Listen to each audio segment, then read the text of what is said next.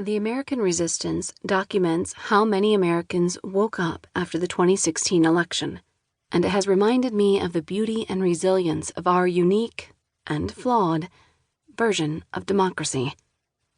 This book is the product of hundreds of hours of observation in the streets of Washington, D.C., as hundreds of thousands of people marched again and again. It includes meetings with civic leaders and activists, and numerous conversations with representatives of national progressive groups that were working to cultivate and channel this diverse and unwieldy movement. It tells the story of American democracy as it works to better itself, and reminds us all that democracy is a work in progress. It is only as good as the people who take the time and energy to participate in it. Chapter 1. How did we get here? In September of 2018, former President Barack Obama addressed a crowd at the University of Illinois at Urbana-Champaign.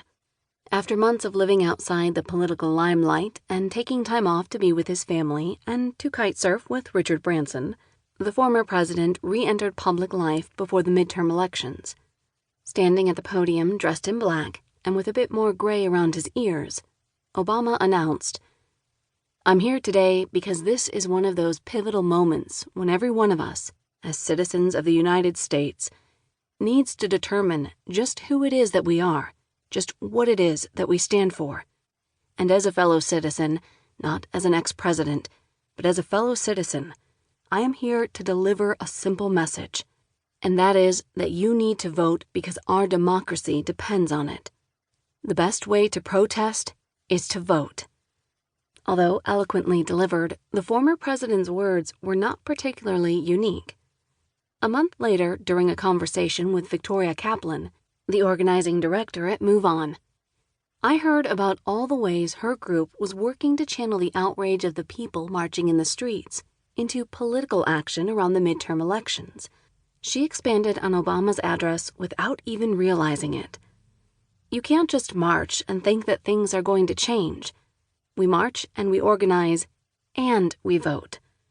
On the Saturday before the 2018 election, my older sister Lauren and I followed this advice and joined the effort to help get out the vote in Virginia's 10th district. We signed up through the last weekend, a coalition of more than 60 groups that were working on the election. Our assignment was to contact likely Democratic voters in a swing district that was about 30 minutes from each of our houses.